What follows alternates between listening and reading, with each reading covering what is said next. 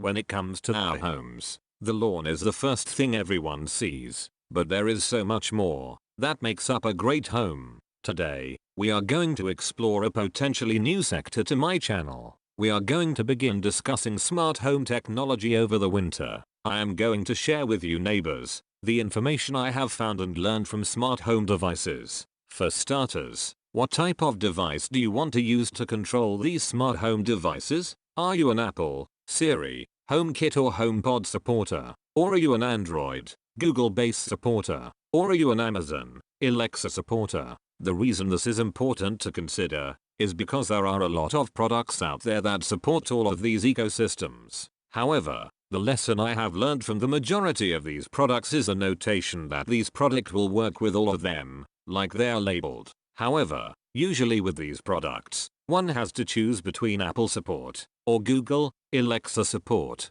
For me, I have an iPhone, as well Google Home hubs in my house. On the iPhone, I would like to be able to have Siri to control the devices. So, with this desire, I am looking for the phrase HomeKit enabled device. This is not to be confused with Siri shortcut enabled device. Siri shortcut labeled devices is the newest phrasing on some products introduced this year in 2020. In my opinion, this does not cut it, and really is somewhat misleading. This means Siri can trigger an event that causes the device to turn on and off, but does not give you access to the device in the Home app or Control Center. It is sort of like a halfway point between Apple support and Google Alexa support. Another benefit to HomeKit enabled devices is the shortcut in the Control Center to quickly be able to toggle devices on and off without going to the individual product app.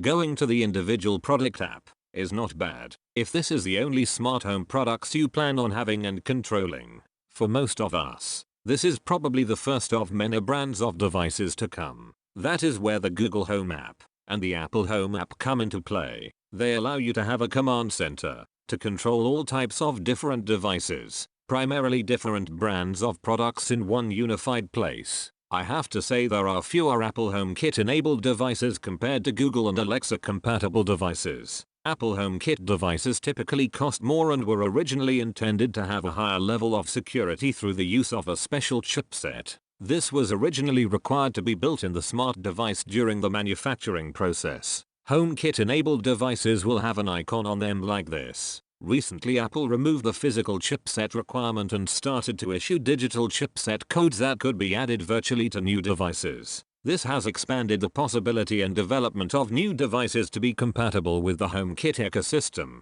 as well as the potential for developers to develop methods of porting and supported devices and temporarily support them as HomeKit devices. One option of this is Hubs. I am not going to be discussing this, but wanted to mention there are options to bring non-supported devices into the HomeKit ecosystem. We just don't know if this method will work with future software updates that could patch this loophole to support and supported devices as HomeKit devices. To me it is not important to have all my devices as HomeKit enabled devices, but some make more sense than others. I will be talking about and promoting both HomeKit enabled devices and Google Home compatible devices in the months to come. Thanks neighbors, and please remember to subscribe.